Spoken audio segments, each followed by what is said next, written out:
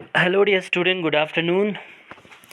This is for class 11 subject EVS. जो हम करने जा रहे हैं आज क्वेश्चन आंसर सेशन है। आप लोगों को क्वेश्चन आंसर समझा देंगे। यहाँ पे हमारा पूरा चैप्टर कंप्लीट हो गया है, अंडरस्टैंडिंग एनवायरनमेंट। कल हम इकोलॉजिकल का जो चैप्टर है वो स्टार्ट करने जा रहा है। इससे पहले जो हमने स्टार्ट किया था आप लोगों को ओरिजिन ऑफ अर्थ समझाया था हमने आप लोगों को। ओरिजिन ऑफ अर्थ समझाया था जिसमें हमने अलग अलग थ्योरीज़ पढ़े थे। थोड़ा रिवाइज़ करें तो हम अगर आप लोगों को बोलें तो इसमें हमने early theories and binary theory and modern theory पढ़ा था। तो अर्ली थ्योरीज़ और बाइनरी थ्योरीज़ में हमने ये समझाया था कि अलग अलग डिफरेंट फ़िलासफ़र एंड साइंटिस्ट अर्थ की ओरिजिन को लेकर अलग अलग हाइपोथेसिस अजम्पशन किए थे, जिसमें हमने 1796 में नेबुलर हाइपोथेसिस को, इमैनुअल कैंट के हाइपोथेसिस को मैथमेटिशियन लेपिस ने इसको रिवाइज़ किया था। उसने बोला था कि सन के इर्द गिर्द जो भी ख़ासकर नेबुला मटेरियल्स है लाइक क्लाउड एंड जितने सारे डस्ट है,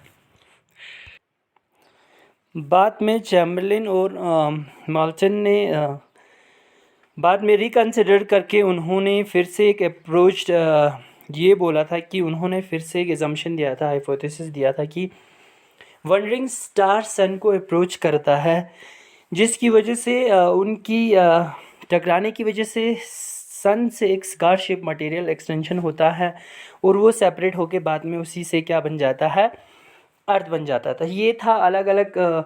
फिर 1995 में और एक हाइपोथेसिस पुट किया था ऑटमन स्कैडमेट और कार्ल विजास्कर ने, जो नेबुलर हाइपोथेसिस को रिवाइज करके उन्होंने ये कंसीडर किया था जो ख़ासकर क्लाउड एंड डस्ट है, जो नेबुला है वो हाइड्रोजन और हीलियम के बने हुए हैं। बाद में उनकी कोलिजन, उनकी कोहेशन फ्रिक्शंस की वजह से डिस्क शेप क्लाउड बन जाता है। This is all about the origin of earth. जो आज हमारा है वो है क्वेश्चन आंसर सेशन, जिसमें आप लोगों को अलग अलग क्वेश्चंस किए गए हैं। सो आप लोग अपने कॉपी में भी ये सारा क्वेश्चन कर सकते हैं और उसमें आप लोग इन क्वेश्चंस के बेसिस पे ही आप लोगों का है एग्जामिनेशन में आ सकता है। तो इसीलिए क्वेश्चन आंसर को पुट किया यहाँ पे, ठीक है।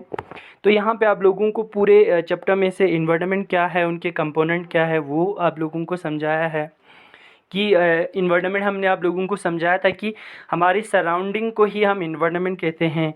उसमें अलग अलग प्रोसेस था, कंपोनेंट थे, आप लोगों को फिज़िकल बायोलॉजिकल फैक्टर्स थे, केमिकल्स फैक्टर्स थे, एबायोटिक एनबायोटिक फैक्ट कंपोनेंट था, सोशल कंपोनेंट थे। इन्वायरमेंटल साइंस के उसके एम्स क्या हैं वो पढ़ाया था हमने आप लोगों को। इन्वायरमेंटल साइंस एक ऐसा ब्रांच ऑफ साइंस है जिसमें हमें ख़ासकर इन्वायरमेंट के एक्सपेक्ट को समझाते हैं। उनका एम्स यही था कि लोगों के अंदर अवेयरनेस जगाना, नेचुरल सिस्टम और ख़ासकर ह्यूमन सिस्टम जो रिलेशन है, को रिलेशन इन्वायरमेंट के साथ वो कैसे होते हैं वो चीज़ समझाना। सेंस ऑफ रिस्पॉन्सिबिलिटी ख़ासकर इन्वायरमेंट की वेलफेयर को लेकर लोगों के अंदर वो जगाना।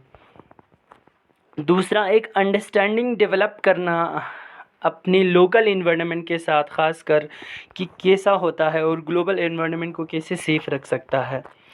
This is all about that. इसमें भी आप लोगों को शॉर्ट आंसर क्वेश्चंस दिए हुए हैं कि क्या है इन्वायरमेंट। एटमॉस्फेयर को डिफ़ाइन किया गया है। एटमॉस्फेयर एक गैस एनवलप सराउंडिंग जो अर्थ को करते हैं इस एटमॉस्फेयर बोलते हैं। लिथोस्फेयर यानी सॉलिड मैटर को जो बोलते हैं अर्थ सरफेस को, जिसमें रॉक पार्टिकल्स एंड सॉइल मिलते हैं। या hydrosphere all the liquid matter जिन्हें हम मिलते हैं लाइक वाटर बॉडीज़, उन्हें हम हाइड्रोस्फेयर कहते थे। Biosphere, the lithosphere, the hydrosphere in the atmosphere को कंबाइन होकर जो एक स्फीयर बनता है, जिसकी वजह से बायोस्फीयर होता है, लाइक लिविंग कंपोनेंट जहाँ पे ज़िंदा रहते हैं। ग्रीन हाउस इफ़ेक्ट क्या होते हैं, इकोलॉजी क्या होते हैं, ख़ासकर लिविंग ऑर्गेनिज़म्स के बीच में स्टडी ऑफ रिलेशनशिप, एक लिविंग ऑर्गेनिज़म और इन्वायरमेंट के बीच में क्या रिलेशनशिप है उसकी स्टडी करने को इसको इकोलॉजी कहते हैं।